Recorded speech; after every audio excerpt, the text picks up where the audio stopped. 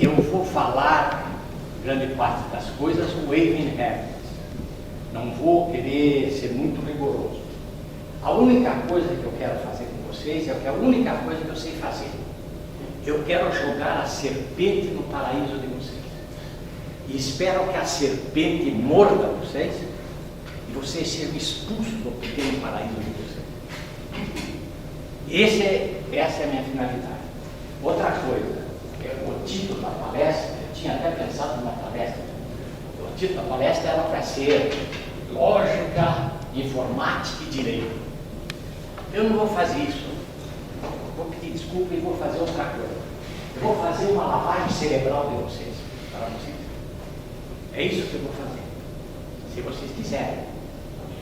E como eu já sou um velho, vocês têm que me respeitar. Então, olha aqui, olha.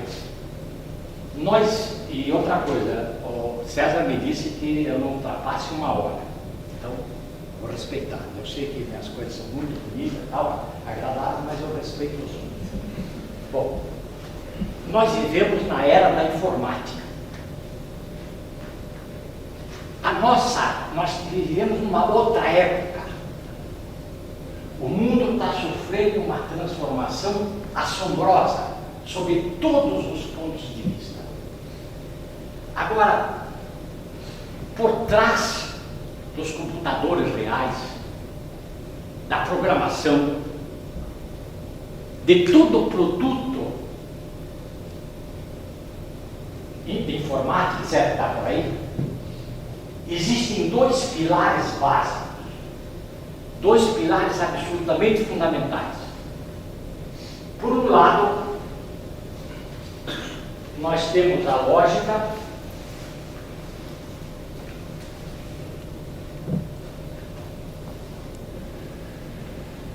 e por outro, a teoria da informação.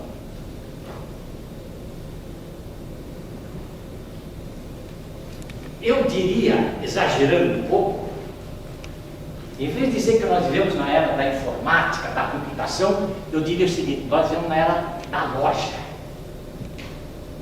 Porque não existe uma única inovação em informática, em computação teórica, etc., que não esteja baseado em lógica.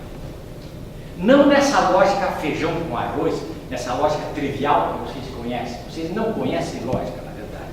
Eu então vou tentar dar uma ideia para vocês do que é lógica hoje e da importância dessa disciplina. Para início de conversa, eu queria dizer uma coisa fundamental. Quando o século XXI começou, a revista Time, nos Estados Unidos,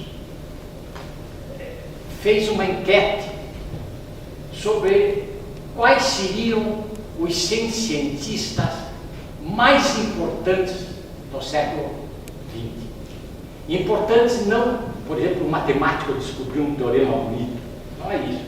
Importantes no sentido que sua obra teve uma amplitude enorme, influenciou praticamente a sociedade inteira, em todos os aspectos da nossa atividade intelectual, prática, etc., etc. Pois bem, só houve 2 matemáticos nessa lista. Gödel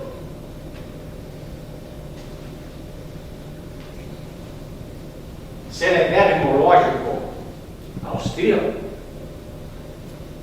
uma das poucas pessoas que, se ele estivesse aqui, eu me ajoelharia e beijava os pés dele, desde que ele lavasse os pés. E o segundo é Turing.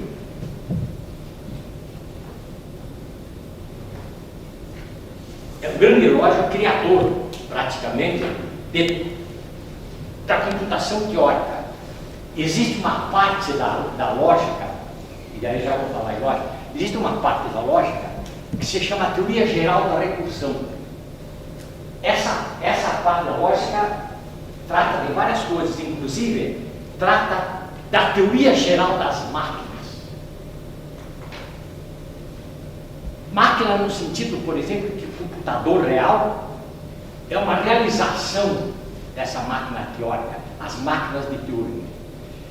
todos os teoremas fundamentais, os resultados fundamentais teóricos sobre as máquinas reais saem da teoria geral da recursão ou teoria geral das máquinas, que é um dos capítulos centrais da lógica. Teoria da recursão.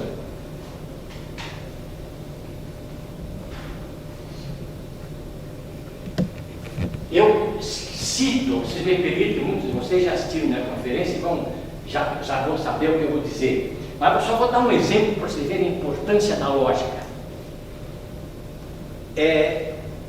Uma das coisas em que todos vocês se interessam, ou vão se interessar sentado, é saber o seguinte: vocês estão lidando com o computador, de repente verificam que há um vírus no computador, há um problema no computador.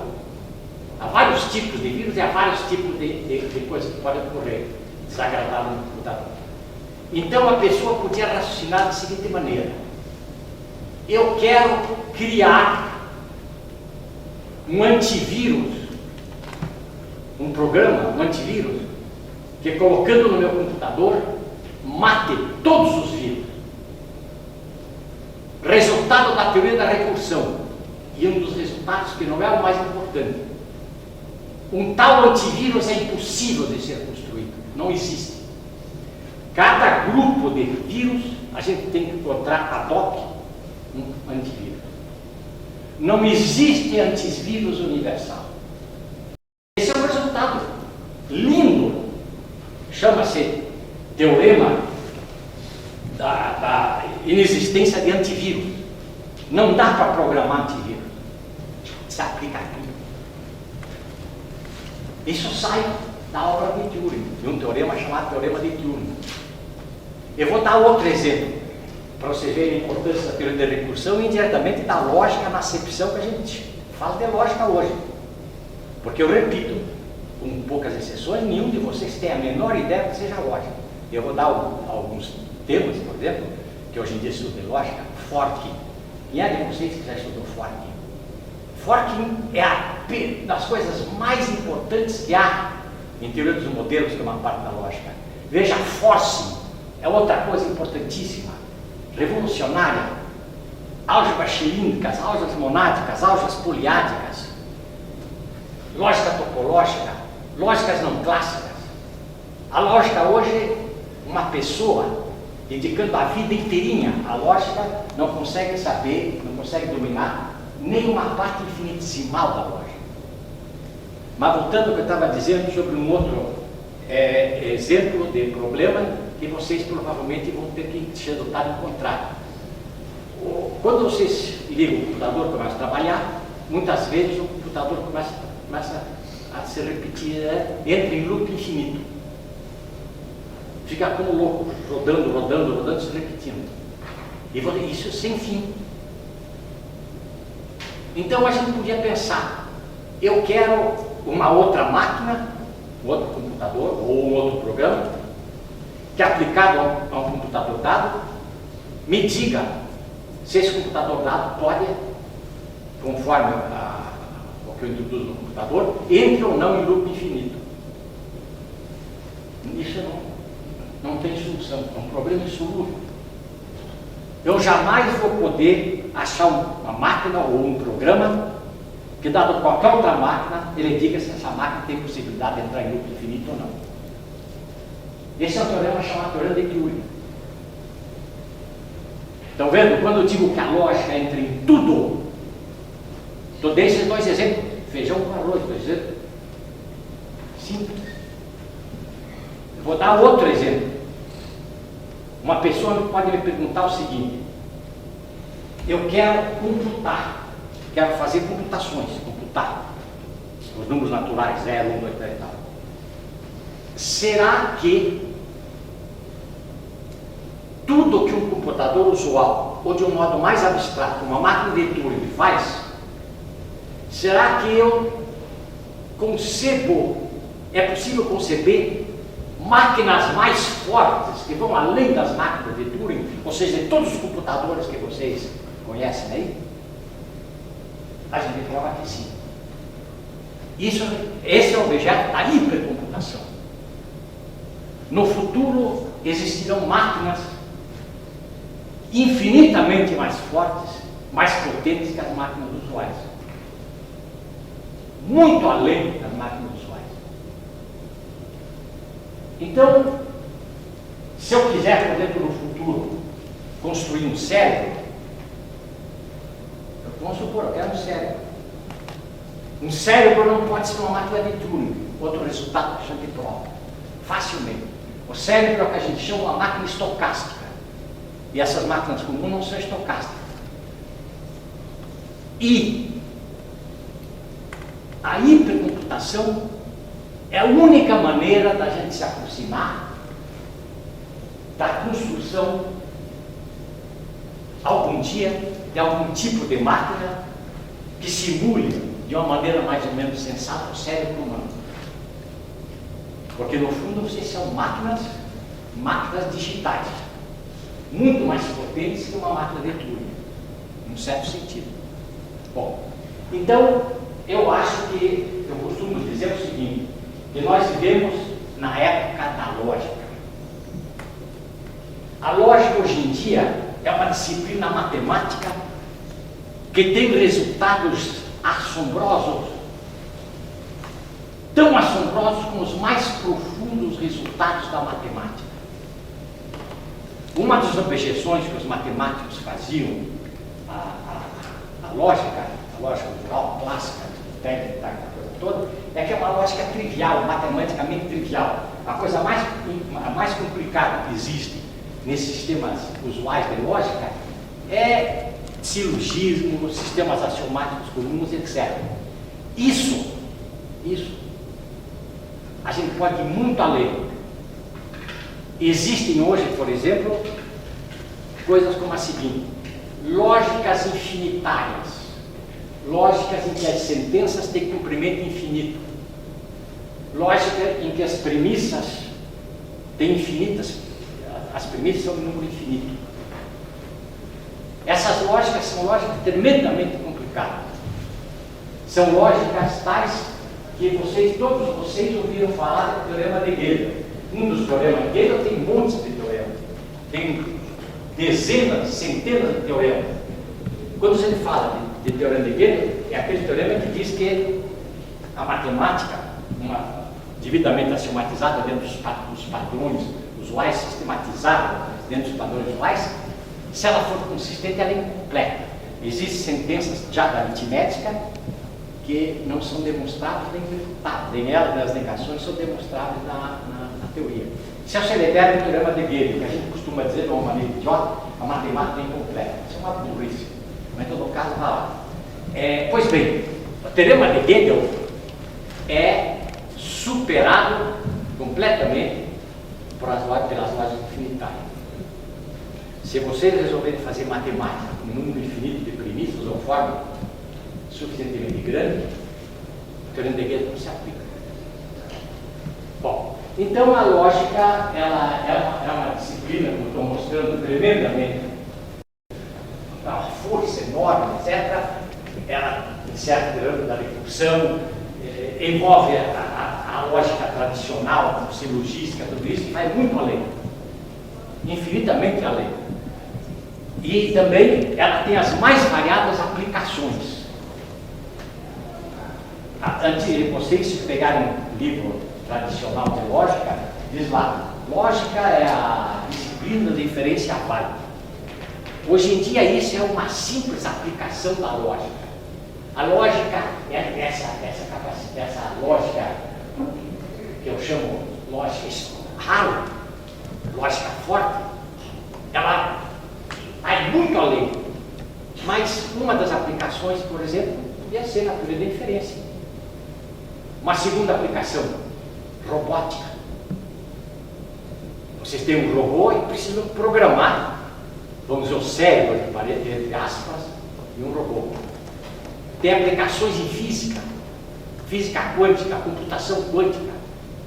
Tem aplicações nas mais variadas situações. Por exemplo, lógica paraconsistente foi aplicada no controle de tráfego aéreo, por exemplo, no Japão. No controle do tráfego de trens no Japão. No controle de fabricação de cerveja em tudo, em robótica, em tudo. Mas a questão é por que isso ocorre. E eu vou tentar dar uma explicação para vocês. A lógica, uma das coisas que ela gosta de fazer é compor teorias. Por exemplo, teoria da recursão, teoria das máquinas de Turing, teoria de algoritmo de Markov, teoria de álgebra, teoria do silogismo, etc. E isso é uma atividade realmente central, mas é uma das aplicações da lógica, que não deve ser confundida com certas coisas que a lógica faz. Eu vou chamar atenção para mais algumas aqui, para depois nós falarmos uma coisa mais concreta aqui, tela a tela.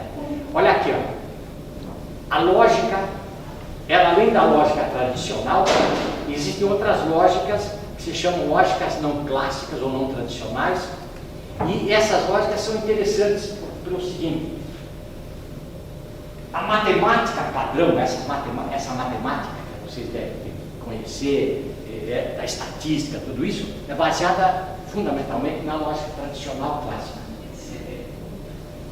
Se vocês mudarem a lógica, aparecem outras matemáticas. Se vocês usarem o que se chama uma lógica construtiva, aparece a matemática construtiva, uma matemática diferente da matemática padrão. É uma matemática que está sendo empregada nas mais variadas áreas. Se vocês mudarem, por exemplo, trabalharem com lógica inducionista, vocês constroem uma nova matemática, que se chama matemática inducionista, que é diferente da matemática padrão. Então surge o seguinte problema: a situação, e agora é algo que isso tem a ver com o que vocês fazem. O problema é esse: existem várias lógicas agora alternativas num certo sentido. Qual é a lógica que eu devo usar? Até há pouco tempo havia uma só lógica, essa lógica é comum. Então não tinha problema, qualquer coisa que fizesse a lógica era a mesma, mas agora não é. Não é assim. Eu vou dar um exemplo para vocês. Nesse aspecto, existe uma ciência física, até ontem eu fiz uma palestra no Instituto de Física sobre isso, existe uma ciência que se chama mecânica quântica.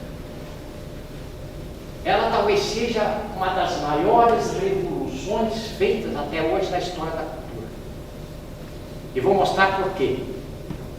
Olha aqui, eu vou dar 2 ou 3 exemplos que vão ficar assombrados. O primeiro exemplo é o seguinte: um dos princípios básicos da lógica tradicional, a gente diz assim: todo objeto é idêntico a ele mesmo. X igual a X, A igual a A. Podemos chamar isso aí de princípio da identidade. Pois bem, cientistas na década de 30, grandes físicos, Schrödinger, Heisenberg e outros, chegaram à conclusão que provavelmente a noção de identidade de vontade não se aplica às partículas quânticas. Essa é uma tese. Quer dizer, o princípio da identidade, que era o princípio da lógica tradicional, o grande princípio, não se aplica provavelmente nos contextos da mecânica quântica. Eu não estou fazendo uma afirmação assim decisiva, quer dizer, vocês podiam discutir isso. Agora, mas para discutir isso, tem que conhecer a fundo a mecânica quântica. Será que a mecânica quântica tem uma reconstrução baseada na lógica clássica? De algum jeito elimina esse fato de aparentemente as partículas elementares não terem identidade? Não ser possível dizer um elétron é idêntico a si mesmo? Tem um elétron aqui, daqui a pouco eu vejo o elétron aqui e digo é o mesmo. Isso em mecânica quântica provavelmente não tem sentido. Nasceram lógicas para tratar desse problema. Chamam-se lógicas não reflexivas. Lógicas não reflexivas são lógicas em que a noção de identidade é enfraquecida, modificada, etc. Esse princípio geral não vale. Essas lógicas chamam-se não reflexivas porque isso aqui se chama lei reflexiva da identidade ou da igualdade. E nas lógicas não reflexivas a gente coloca isso em xeque. A lógica não reflexiva é uma coisa inacreditável. O campo dela começou com coisas assim teóricas, hoje tem aplicação, por exemplo, em sistemas de dados, que é algo tremendamente sistema de dados que você tem direito, ser dotado, entrar em contato com isso. E que para trabalhar com um sistema de dados, com um banco de dados, desculpe, a lógica que está por trás é extremamente complicada. A não ser que vocês fiquem em coisas triviais. Então, dei um exemplo aqui, olha. Isso aqui surge da mecânica quântica. Primeiro exemplo, lógicas não reflexivas.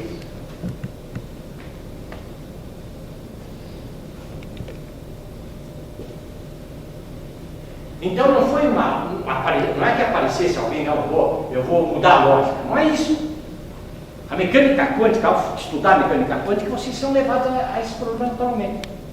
Eu vou dar outro exemplo para vocês. Ainda da mecânica quântica. Olha aqui. Na lógica tradicional,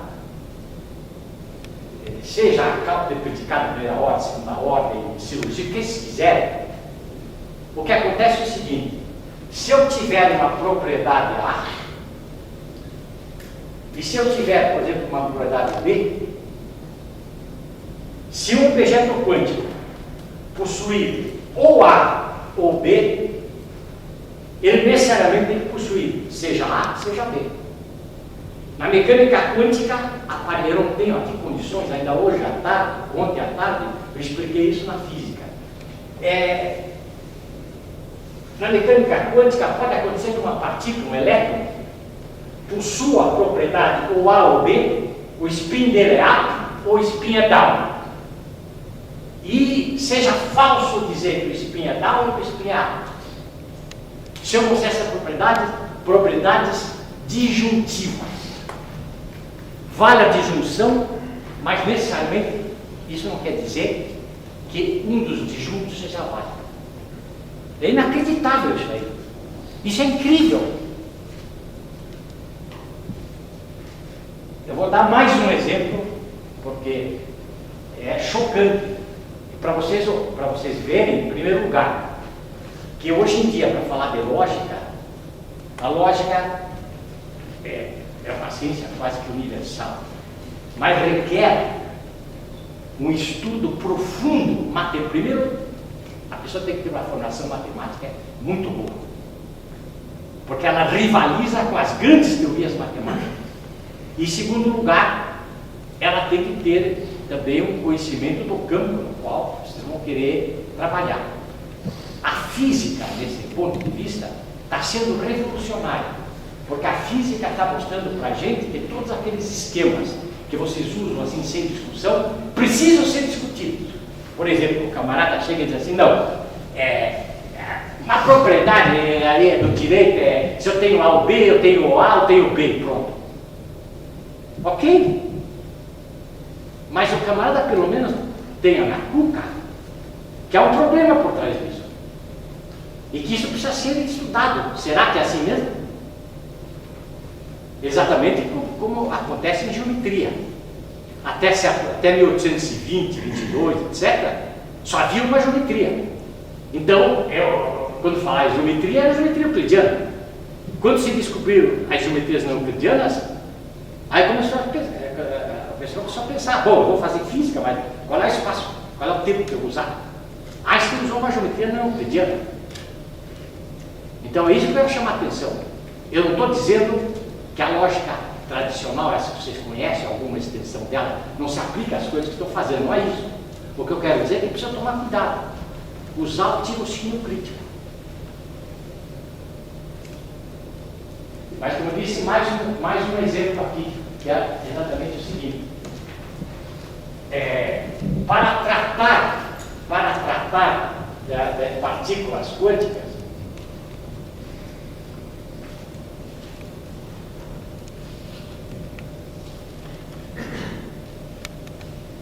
eu preciso de alguma noção de espaço e de tempo, porque as partículas quânticas dos sistemas físicos estão mergulhados no espaço e no tempo.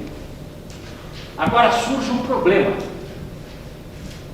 Existem partes da física em que o espaço e o tempo são newtonianos. O espaço é o espaço da geometria usual e o tempo é o tempo linear, esse comum. Mas o espaço da relatividade restrita não é newtoniano. É um espaço de Minkowski, completamente diferente. O espaço da relatividade geral é completamente diferente dos outros dois. Então o problema que se põe é o seguinte, porque não se punha antes. Qual é o espaço-tempo, qual é o espaço e qual é o tempo da mecânica quântica, por exemplo? Isso é um problema lógico sério, e eu vou explicar por quê.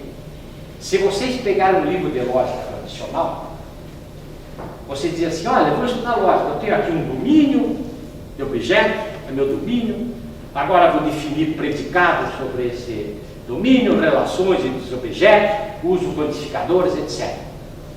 Só que tem um problema. Onde é que estão esses objetos?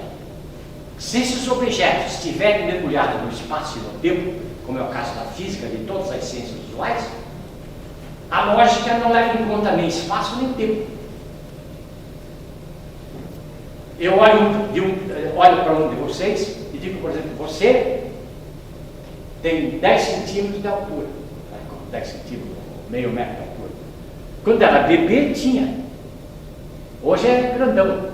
Se eu não colocar o tempo, todos esses exemplos de lógica vão para a cupuia. Isso, o que eu não entendo, francamente, eu não sei se isso é coisa de velho, é como é que o sujeito estuda a lógica feito louco, ou um domínio do objeto, certo? E nunca leva em conta nem o espaço nem o tempo. É óbvio que isso não pode ser feito assim. Senão, isso só vai num céu platônico. Se for aplicar na física, na economia, etc., o espaço e o tempo são fundamentais. Os objetos das ciências da natureza estão mergulhados no espaço e no tempo, e a lógica não está. É claro que surgiram as lógicas temporais, as lógicas do espaço, as lógicas do espaço-tempo, etc. A coisa está proliferando. Agora, pouca gente sabe disso. Então, o problema que eu proponho a vocês é o seguinte: vocês estão usando lógica em várias situações, por exemplo, no direito, e eu pergunto, vocês questionaram a lógica? Ou vocês estão utilizando a lógica como antigamente se utilizava a geometria? Antes do Lachevsky, Riemann, de Boyai, etc. Só existia uma que não tinha discussão. Mas agora tem. Esse é uma das coisas mais lindas que há na lógica, motivada principalmente pelas ciências. Vocês têm que levar em conta agora isso. E continuo repetindo, e acho que pouca gente pode responder isso. Vou repetir a pergunta, que em geral o outro não responde. Não existe objeto real, nossa, essa mesa, cadeira, etc., que não esteja mergulhado no espaço e no tempo. A não ser as ideias platônicas.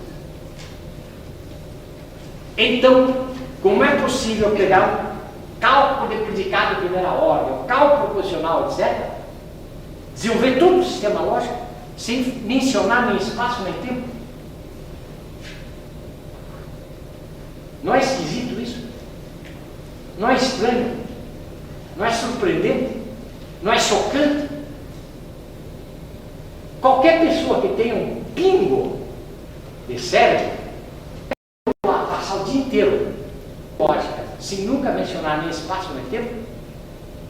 Aí a gente pergunta, mas como é que você vai aplicar isso na realidade?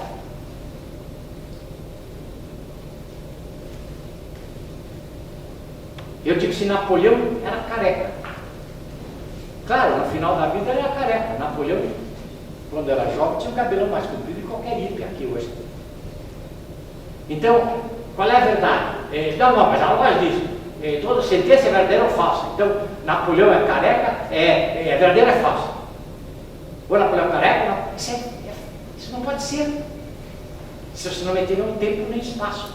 Kant já dizia, eu vou mudar um pouco a frase de Kant, o espaço e o tempo foram dados para a gente para evitar a contradição. Porque eu digo aqui, ó, chove. Agora, daqui a pouco eu digo, não chove. Qual é que é verdadeira? Chove ou não chove, são ambas verdadeiras, só que variando o tempo e inclusive a posição no espaço, se quiser. Aqui está calor, eu vou lá fora e digo que está frio. Não é possível isso. É possível também pelo seguinte, porque eu mudei a locação, a posição no espaço e o momento no tempo. Então a pergunta que eu faço é o seguinte: será que existe lógica fora do espaço e do tempo? Esse é um problema, aliás, que existe com a matemática inteira. A matemática, a geometria, por exemplo, você estudava geometria no ginásio. Em nenhum momento você fala de espaço nem de tempo. Você fala de tempo. Como é possível isso? A matemática é uma disciplina, originariamente era Euclides, os matemáticos muito influenciados por Platão, desenvolveram a matemática como uma coisa que está por trás do real. Não tem espaço nem tempo. E aí surge um paradoxo. Como é que uma coisa que não envolve nem espaço nem tempo é instrumento fundamental, por exemplo, na física, que tem espaço e tempo? Eu só dou, para passar para a segunda parte do que eu quero falar, só digo uma coisa. A razão fundamental pela qual uma coisa como matemática, que era irta, imutável, absolutamente, não havia modificação, tudo idêntico a si mesmo eternamente, ela conseguiu dar conta do real por uma razão muito simples. Quando Leibniz e Newton descobriram o cálculo diferencial integral. Newton, Leibniz e antes outros já tinham feito mais ou menos isso, quando começaram a colocar curvas em que, na verdade, um parâmetro lá é interpretado como tempo. O cálculo salvou a matemática num certo período. Agora, algo parecido está acontecendo com a lógica. É preciso salvá-la também, salvar tudo isso aí. Então, a segunda parte aqui da nossa exposição é exatamente a teoria da informação. A teoria da informação, que envolve praticamente toda a informática, ela nasceu do prisma teórico, principalmente das indicações de Gödel, de Turing e de vários outros expoentes da área. Hoje em dia, sob certos aspectos, nós vivemos na era da informação. Tanto que eu diria, a nossa época, insistindo na parte lógica, é a época da lógica, depois pensaria um pouquinho e da informação, e da teoria da informação. E elas são da mais alta relevância, não só teórica quanto prática. Por exemplo, uma parte da mecânica quântica se chama teoria da mecânica quântica baseada na teoria da informação. E todos os processos físicos, no fundo, são apenas emissão e recepção de informação. É uma coisa incrível isso. Grande parte da física por meio disso hoje envolve o que se chama termodinâmica da informação. Eu não quero cansá-los, mas essas duas disciplinas estão intimamente relacionadas e, junto com toda a parte de informática, constitui o nosso mundo atual. A base de tudo que a gente está fazendo hoje em dia. E o X da questão é o seguinte: como é que toda essa coisa podia ser interessante para o direito? Então, nessa terceira parte do que eu quero expor, eu queria chamar a atenção de vocês para o seguinte: olha, um instrumento, uma técnica lógica, um instrumento lógico, um sistema lógico, ele tem duas aplicações possíveis. Por exemplo, eu pego um sistema de lógica para consistente. Ele tem duas maneiras de ser utilizado. Eu posso, por exemplo, quero aplicar em direito. Então, eu pego o sistema lógico, considero o sistema lógico um puro algoritmo e emprego em certas questões de direito apenas um device, como um programa para fazer certas coisas. Não significa que essa lógica assim concebida vá contra a lógica com a qual eu estou raciocinando por trás, que pode ser inclusive a lógica clássica. Então, a lógica como instrumento algorítmico. Por exemplo, a lógica intuicionista nos tribunais londrinos foi utilizada por um grupo para poder prever sentenças condenatórias. Um sujeito ganhou muito dinheiro com isso lá. E a lógica intuicionista é uma lógica complicadíssima que nasceu para outras coisas completamente diferentes. A outra aplicação é a seguinte: eu acho, digamos, posso pensar assim, né? O direito, se eu for sistematizá-lo de alguma maneira, logicamente, ele envolve a contradição. E se esse for o caso, então tem que ser uma lógica, não pode ser lógica clássica. É só estudar com lógica clássica para ver isso. Então, essa é a lógica como órgão de diferença. Órgão de diferença. São duas coisas totalmente diferentes, como algoritmo e como órgão de diferença. Por exemplo, certos sistemas de lógica para consistente foram transformados em algoritmos, em sistemas de programação e colocados na cabeça de robozinhos.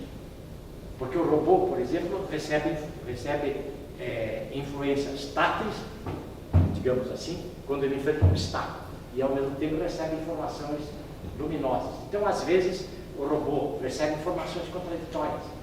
Ele tem que dar conta. Tem, por exemplo, uma parede de vidro. Ele esbarra na parede, não dá para ir para frente. Mas, por outro lado, ele está recebendo um raio luminoso lá de fora, e ele acha que pode ir. Então, isso é uma situação contraditória e que certos tipos de lógica para consistente foram empregados na construção de robôs para consistente. Bom, agora, essa é uma aplicação. Você pode fazer essa aplicação. Isso não quer dizer que a lógica do mundo real tal, é para consistente. Isso é burrada, não é isso. Ela só serviu para construir um algoritmo matemático que ajuda aquele computador, aquele robô, a se orientar. Bom, mas eu posso imaginar outra coisa, e vai ser a última observação que eu vou fazer aqui. Se vocês, isso vocês já ouviram, eu repeti isso muitas vezes, se vocês examinarem as grandes teorias da física atual, mecânica quântica usual, teoria quântica de campos, relatividade geral, essas teorias são duas contraditórias. A relatividade geral e a mecânica quântica, ou teoria quântica de campos, elas são contraditórias. O que eu chamo de energia, por exemplo, na realidade geral, pode variar continuamente. O que eu chamo de energia na mecânica quântica varia aos saltos.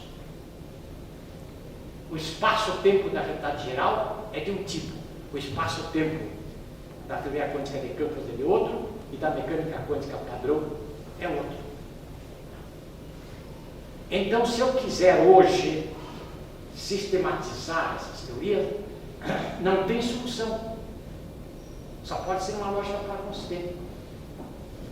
Isso não quer dizer que no futuro alguém mostre que isso aqui pode ser superado por uma outra teoria, etc. E então a gente abandona essa lógica para consistente. Não é isso. Eu nunca disse que uma lógica não clássica é melhor ou pior que a lógica clássica. Ao contrário. A metade do que eu fiz em lógica é em lógica clássica, teoria dos modelos, teoria da restrição e design. O que eu quero dizer é o seguinte: hoje você tem várias possibilidades. Vamos estudar qual é a melhor. Inclusive, em mecânica quântica, eu posso fundamentar uma boa parte da mecânica quântica na lógica clássica. E posso fundamentar uma lógica não reflexiva. E posso fundamentar uma lógica paracompleta. Todas elas levam os mesmos resultados empíricos.